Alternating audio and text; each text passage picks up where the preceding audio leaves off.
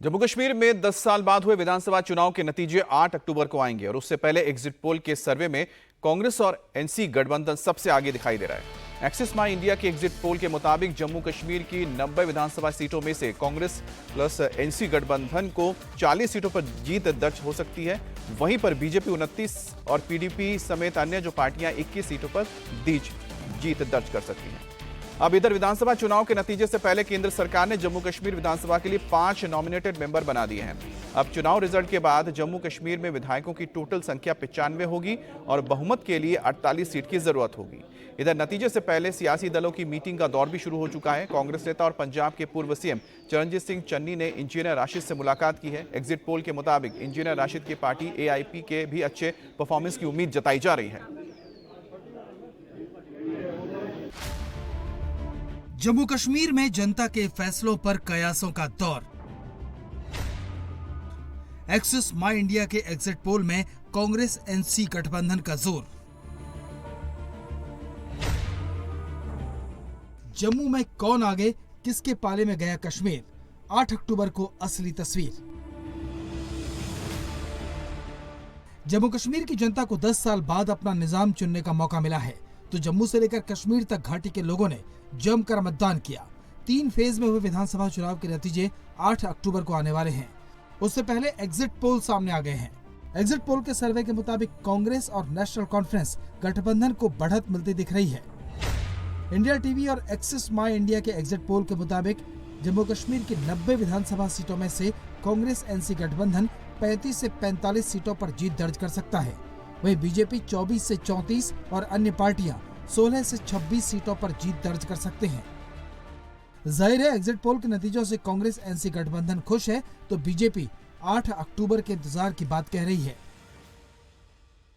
Bharatiya Janata party ने विधानसभा चुनावों को जिस शानदार अंदाज में लड़ा है और जम्मू कश्मीर की जनता का जो जबरदस्त सपोर्ट भारतीय जनता पार्टी को मिली है, मुझे पूरा विश्वास है कि 8 अक्टूबर को जब जम्मू कश्मीर में वोटों की गिनती होगी तो शानदार जीत के साथ भारतीय जनता पार्टी जम्मू कश्मीर में सबसे बड़े राजनीतिक दल के तौर पर उभर कर आएगी और जम्मू कश्मीर में कुछ सहयोगी दलों के साथ और कुछ आजाद उम्मीदवारों के समर्थन से जम्मू कश्मीर में भारतीय जनता पार्टी की सरकार होगी।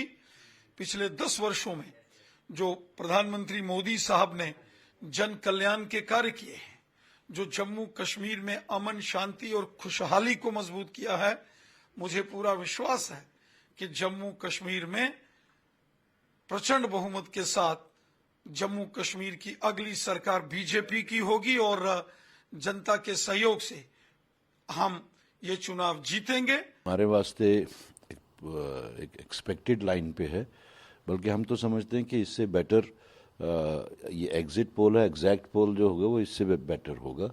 और we have been maintaining it that this vote is against BJP's hegemony, उनका जो एंटी पीपल, उनकी जो कार्रवाइयाँ रहीं और एक डिविसिव पॉलिटिक्स रही और ये जो सोसाइटी को उन्होंने डिवाइड किया, उस हिसाब से लोगों ने तय किया था कि हम वोट डालेंगे बीजेपी को पावर कॉरिडोर से बाहर रखने के लिए। तो ये उसी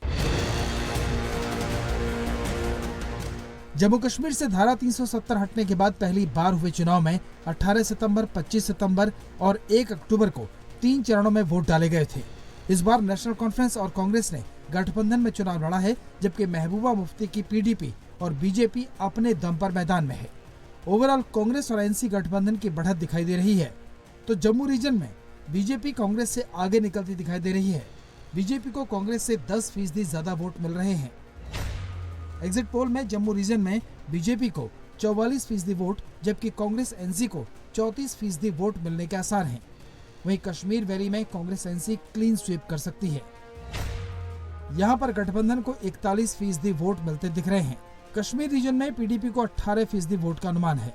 एग्जिट पोल के आंकड़ों पर सियासी दलों के बीच गुणा गणित के साथ दावे की सियासत जारी है। एग्जिट पोल जो बता रहे हैं, हकीकत में भी यही होगा। और मुझे उम्मीद है कि हकीकत में हो सकता है ये टैली और बढ़े। नेशनल कॉन्फ्रेंस और कांग्रेस की जो टैली इस वक्त एग्जिट पोल बता रहे हैं, मुझे लगता है ये और बढ़े, क्योंकि हमारा जो एग्जिट पोल बता रहे हैं वो +50 बता रहे हैं। तो बाकी अगर मिल भी जाए इनके साथ तब भी कुछ नहीं हो सकता, लेकिन कोई मिलेगा नहीं। मैं आपको बताऊं, इनके साथ मिलना समझ लीजिए कि उनका बेड़ा गर्क हो जाना। ये जो एग्जिट पोल है वो हमारे हिसाब से एक उतनी सीरियस एक्टिविटी नहीं होती है, ये एक टाइम पास एक्टिविटी है। लेकिन हावेवर जो असली जो रिज़ल्ट है वो 8th को ही निकलेगा। लेकिन पीपल्स डेमोक्रेटिक पार्टी 100% कॉन्फिडेंट है कि जो भी सेक्युलर गवर्नमेंट बनेगी, पीपल्स डेमोक्रेटिक पार्टी उसका एक अहम हिस्सा होगी, इंडिस्पेंसिबल पार्ट होगी। तो कोई भी सेक्युलर गवर्नमेंट बनाने के लिए पीपल्स डेमोक्रेटिक पार्टी का बहुत ही इम्पोर्टेंट भूमिका होगी उसमें।